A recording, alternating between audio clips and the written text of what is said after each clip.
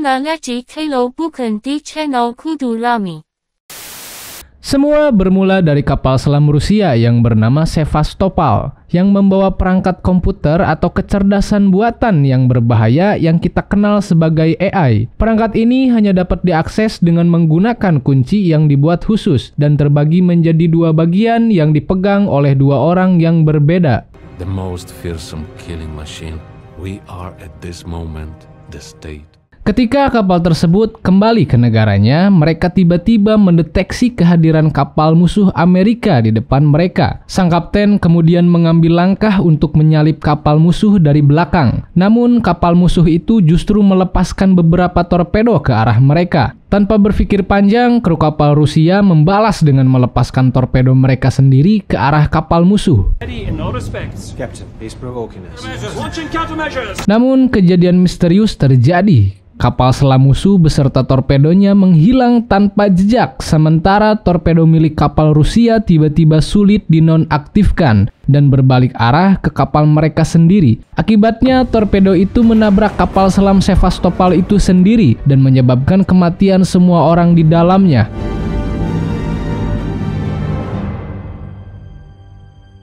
Kisah kemudian beralih ke Amsterdam, di mana seorang agen IMF, yaitu Ethan Hunt, mendapatkan misi baru yang disampaikan melalui Amang GoFood yang merupakan agen IMF juga. Misi ini diberikan langsung oleh direksi IMF dan berkaitan dengan pencurian salah satu dari dua kunci di awal film tadi. Its purpose, its vital importance to us. Your government is searching for a key. Dan ternyata kunci itu dicuri oleh seorang wanita yang merupakan rekan lama Ethan yang bernama Ilsa Fals. Ilsa sekarang menjadi buron dan ada harga besar yang diberikan bagi siapapun yang bisa menemukannya ataupun membunuhnya. Mendengar hal itu, Ethan segera bergegas untuk mencari rekan lamanya itu yang sudah lama kabur. And these bounty hunters are out to and rarely in one piece. Singkatnya, Ethan berada di gurun Namibia, di mana ada Ilsa bersembunyi di salah satu gubuk di gurun itu. Di sana terdapat banyak para pembunuh bayaran yang mencoba membunuh Ilsa. Ethan pun mencoba berkomunikasi dengan Ilsa lewat kode pantulan cahaya cermin. Namun, upaya Ethan untuk berkomunikasi dengan Ilsa dari kejauhan ternyata gagal karena pembunuh bayaran berhasil menyadari keberadaan Ethan. Hal ini memicu kejar-kejaran antara Ethan dan pembunuh bayaran dan membuat beku tembak yang sangat sengit.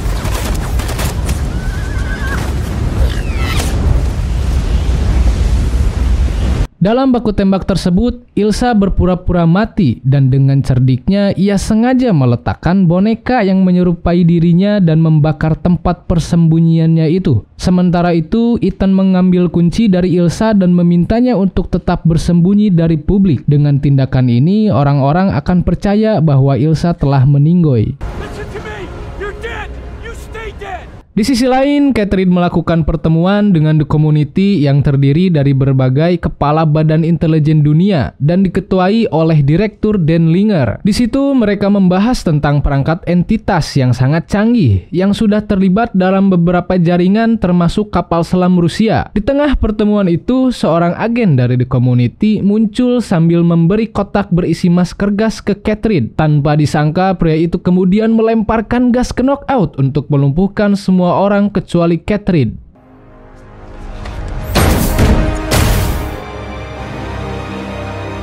Dan pria itu pun membuka topengnya dan menunjukkan wajah aslinya, dan dia adalah Ethan. Ethan lalu mengungkapkan kekesalannya karena Catherine rela melakukan apapun untuk memburu Ilsa. Tapi Catherine menegaskan kalau masalah yang mereka hadapi kali ini lebih berbahaya dari yang sebelum-sebelumnya. Dan Ethan pun tidak peduli dengan resikonya dan dia justru ingin menghancurkan entitas tersebut. Saat Catherine sedang teralihkan oleh telepon dari ajudannya, Ethan langsung memakai topeng wajah Catherine dan membius Catherine dan langsung pergi meninggalkan gedung. So just how do you plan on getting out of here?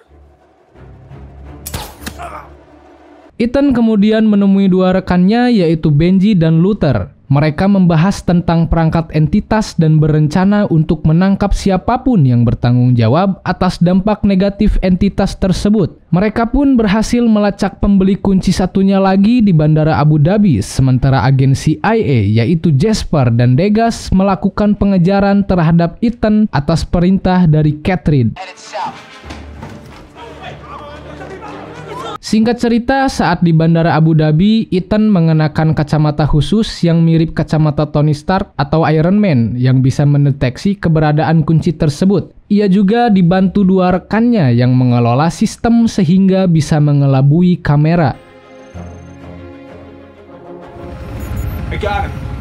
Dan saat Ethan mendekati si pembeli, seorang wanita bernama Grace secara diam-diam berhasil mencuri kunci tersebut. Alhasil, Ethan pun mengubah targetnya dan mengikuti wanita itu. Dan di saat itu juga Benji melihat benda misterius masuk ke dalam bagian bagasi bandara. Tanpa pikir panjang, ia pun langsung pergi mengeceknya.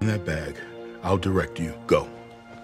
Dan benar saja, isi dari tas itu ternyata adalah bom aktif yang hanya bisa dinonaktifkan dengan menjawab teka-teki. Benji pun menjawab pertanyaan-pertanyaan yang tertulis di bom tersebut. Hebatnya lagi, perangkat bom itu tahu kalau Benji bukanlah pemilik bom aslinya. Dan bom itu juga tahu ketika Benji berbohong saat menjawab pertanyaan dari bom itu. Friends.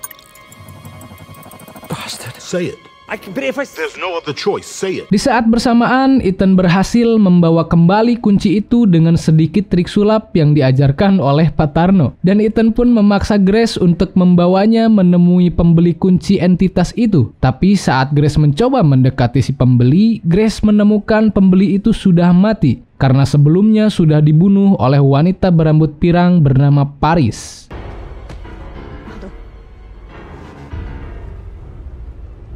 Bersamaan dengan itu, Benji memberitahu kondisinya yang terjebak di pertanyaan terakhir. Dan untungnya saat detik-detik terakhir, Benji sempat melihat ke bawah dan menyadari bahwa kode nonaktif bom itu adalah good luck. Tetapi saat ia melihat ke dalam bom, ternyata isinya kosong. Kena prank bapak-bapak yang satu ini, guys. It's empty. What do you mean empty?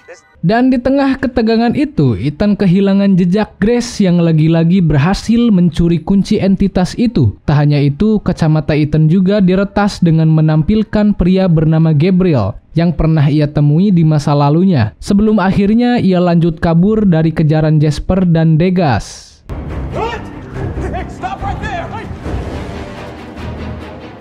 Grace pun kini ditangkap di kepolisian Roma karena memiliki banyak paspor dengan identitas berbeda-beda. Bahkan ia juga diburu kepolisian dari berbagai negara karena kasus penipuan serta pencuriannya. Tak lama kemudian Grace dibawa ke seorang pria yang mengaku sebagai Hotman Parisnya alias pengacaranya, dan ternyata pria itu adalah Ethan. Prego. Ethan menawarkan membantu mengeluarkan Grace, tetapi dengan syarat Grace harus mau membantu Ethan mendapatkan kunci entitas itu. Namun Grace mengaku kalau ia sudah bekerja sama dengan seorang yang memintanya membawa kunci itu ke Istana Daikula di Venesia besok malam. You get me out of here, and I'll take you straight to the key. Venice. Party at the Ducale Palace tomorrow. Di tengah obrolannya itu, Ethan menyadari keberadaan Jasper serta Degas dan dia pun langsung kabur membawa Grace. Namun Grace kembali menemukan celah untuk lari dari Ethan dan melarikan diri menggunakan mobil polisi. Tetapi pelarian Grace itu dihentikan oleh wanita yang membunuh si pembeli kunci sebelumnya, yaitu Paris. Di waktu yang sama, Ethan pun muncul untuk menyelamatkan Grace dari Paris dan para polisi. Dan di saat itulah baku tembak antara mereka terjadi.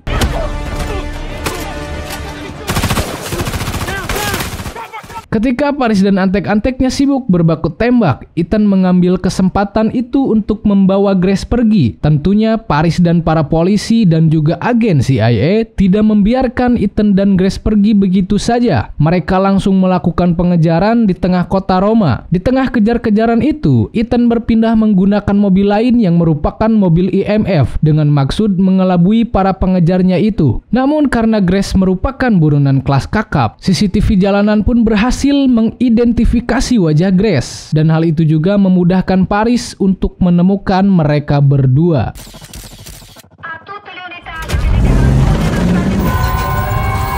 Saat keduanya dihadang di antara polisi dan Paris, Ethan mengambil jalan tikus sampai akhirnya mereka terjebak di lorong kereta bawah tanah. Namun bukannya berterima kasih, Grace malah memborgol Ethan dan pergi begitu saja. Untungnya sebelum kereta melintas, Ethan berhasil melepaskan diri tepat sebelum mobil itu tertabrak kereta.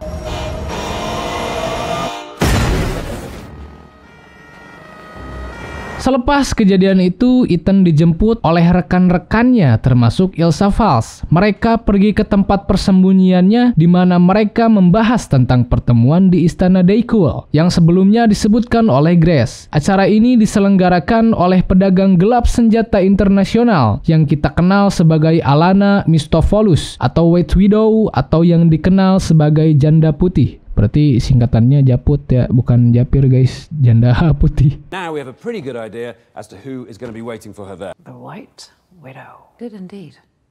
She and Ethan, Tidak hanya itu, mereka juga membahas tentang bom yang Benji temukan di bandara dan mencurigai Gabriel sebagai pelakunya. Dan di sini Ethan pun curhat tentang masa lalunya. Ternyata Gabriel menjadi alasan Ethan bergabung dengan IMF. Hal itu ada hubungannya dengan pacar Ethan yang dibunuh oleh Gabriel. Dan Ethan mengatakan bahwa wajah mendiang pacarnya mirip dengan Grace. Si Ethan ini curiga gagal move on guys.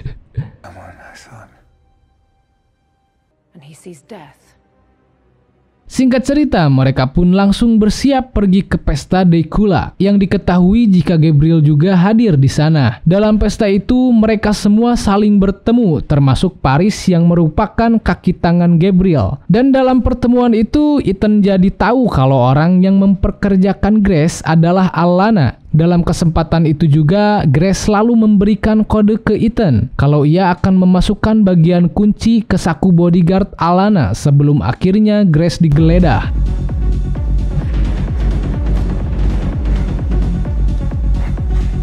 Mereka mulai membahas tentang kunci entitas tersebut. Kebanyakan dari mereka tahu fungsi kunci itu sebagai akses apapun, termasuk senjata maupun tenaga nuklir yang tentunya ini sangat bagus untuk bisnis Alana. Tapi mereka semua tidak paham betul perangkat apa yang bisa dibuka dengan kunci tersebut, dan yang tahu hanyalah Gabriel. Gabriel represents another interested party. Entity. Ethan pun membujuk Alana agar tidak bekerja sama dengan para penjahat itu dan mengambil alih kunci entitas itu. Akan tetapi Alana tetap teguh dengan pilihannya. Ethan pun kemudian sengaja membuat keributan agar Grace berhasil mengambil kembali bagian kunci dari saku bodyguard Alana dan kabur melarikan diri. Ethan, Grace, dan Lisa mereka lari berpencar, begitu pula dengan Benji yang ikut turun tangan membantu pelarian mereka setelah tahu GPS mereka telah dihack oleh entitas. God. Ethan, our comms have been breached. You're talking to the entity.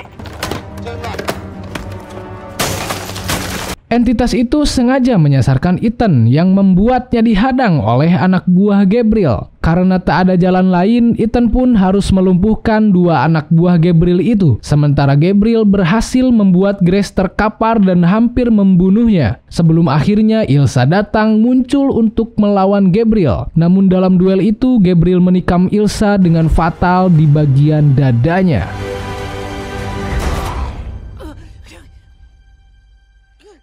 Tak lama kemudian, Ethan tiba dan mendapati Ilsa yang tergeletak di tanah dengan pisau yang masih menancap di dadanya. Dan kini Grace pun bergabung dengan Ethan, Benji, dan Luther karena merasa bersalah atas kejadian yang menimpa Ilsa. Namun Luther meyakinkannya lagi kalau itu bukan salahnya. Untuk menebus kesalahannya, Grace pun setuju untuk membantu mereka menghentikan transaksi kunci entitas itu. I'm so sorry. To come with us and be a ghost. Luther menjelaskan kalau Alana akan melakukan transaksi kunci entitas bersama pelanggannya di sebuah kereta Orange Express tujuan Innsbruck. Dan tugas Grace adalah menyamar sebagai Alana menggunakan topeng canggih milik mereka dan menggagalkan transaksi itu. Sementara Ethan bertugas untuk melindungi Grace, sedangkan Luther akan melacak jejak entitas melalui hard drive-nya. Luther juga memutuskan pergi ke tempat terpencil agar tidak ada yang bisa menemukannya atau meretasnya. I'll find it But it's going to take everything I've got. The entity can't find me.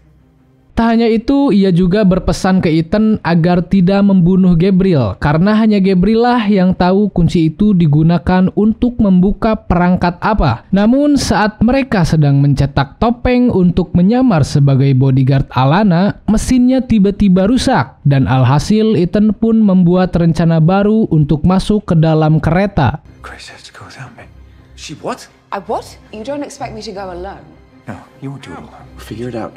I'm gonna need a few more details. Dan singkat cerita, hari pembelian kunci entitas pun telah tiba, di mana Paris serta Gabriel ternyata sudah berada di dalam kereta, sehingga kereta berjalan di kecepatan maksimum. Di dalam kereta juga ada Jasper dan Degas dari agen CIA, yang tentunya tujuan mereka untuk menangkap Ethan. He always goes rogue. Him and his merry pack of pranksters. Bersamaan dengan jalannya kereta, Ethan mengendarai motor melalui bebukitan sambil mencari waktu yang tepat untuk melompat ke atas kereta. Sedangkan Grace berhasil menyusup ke ruangan Alana dan menyuntiknya dengan obat bius. Dengan begitu, Grace bisa menyamar sebagai dirinya. Alana, you changed. And you never will.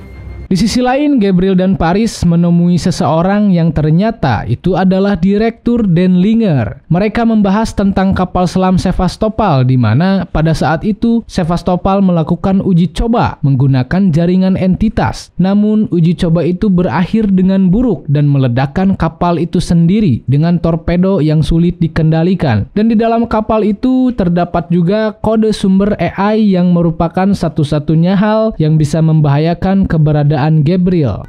For reasons we don't fully understand. I also know subsequent attempts to make the AI obedient.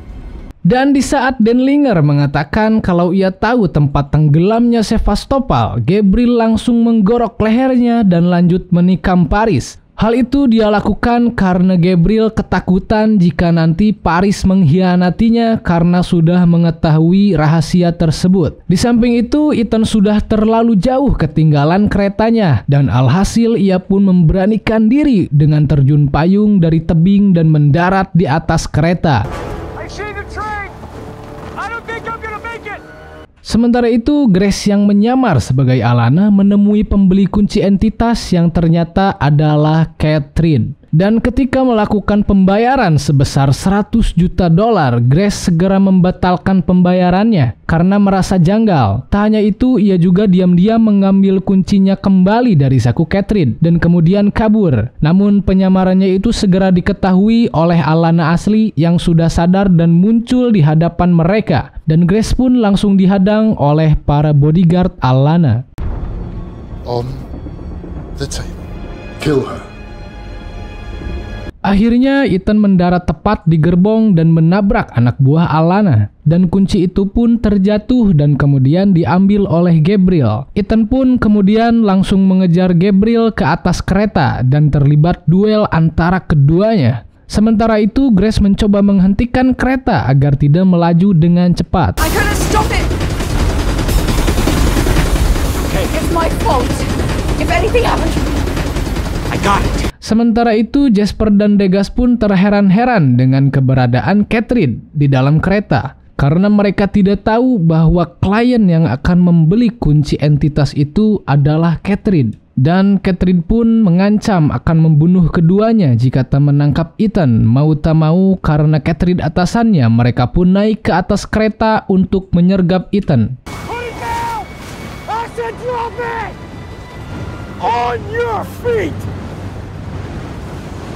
Ethan hampir saja membunuh Gabriel dengan pisau yang akan ditusukkannya ke leher Gabriel. Tapi aksinya itu dihentikan oleh Jasper dan Degas. Dan Gabriel pun menggunakan kesempatan ini untuk melompat ke atas truk dan menyeting bom di jembatan yang akan dilalui kereta tersebut. Ethan pun lalu menegaskan ke Jasper dan Degas kalau kereta yang mereka tumpangi sudah disabotase oleh Gabriel. Jadi ia meminta Jasper dan Degas agar mengevakuasi penumpang lain agar pergi ke gerbong paling belakang untuk keselamatan bersama. Everyone on this train is gonna die unless you do exactly as...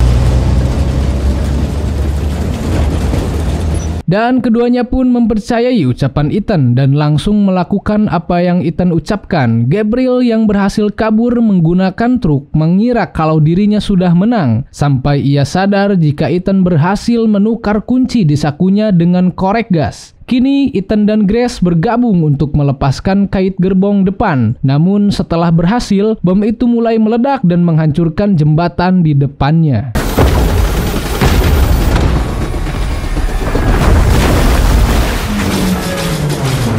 Grace dan Ethan pun berusaha melompat dari gerbong depan ke gerbong belakang. Saat mereka berusaha mati-matian bergelantungan di gerbong kereta, Paris datang mengulurkan tangannya untuk membantu keduanya. Keduanya pun berhasil selamat tepat sebelum gerbong itu jatuh ke jurang. Setelah kejadian itu, Paris mulai lemas karena luka tikamannya. Ethan pun lalu menanyakan ke Paris tentang apa yang bisa dibuka dengan kunci entitas ini, yang kemudian dijawab oleh Paris dengan menyebut Sevastopol. Sebelum akhirnya Paris innalillahi.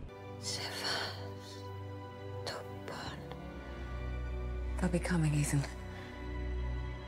Dan Ethan pun kemudian kabur menggunakan parasutnya sebelum ia ditangkap oleh 2 agen CIA. Sedangkan Grace menemui Catherine dan mengatakan jika ia ingin bergabung dengan IMF. Sedangkan Ethan berhasil mendarat dan bertemu dengan Benji dengan membawa 2 kunci entitas itu.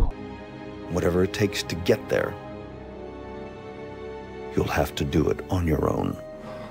Keduanya lalu pergi mengendari mobil, dan di dalam mobil kemudian terdengar suara Catherine yang menyampaikan misi berikutnya untuk menemukan kapal Sevastopol untuk menyelamatkan dunia. Atau jika tidak, maka entitas dan si penjahat Gabriel akan dianggap menang. Dan film pun bersambung. Oke guys, itulah alur cerita film Mission Impossible Dead Reckoning Part 1. Semoga kalian terhibur dengan alur cerita yang saya bawakan. Mohon maaf jika ada kesalahan dalam penyampaiannya. Terima kasih, saya pamit.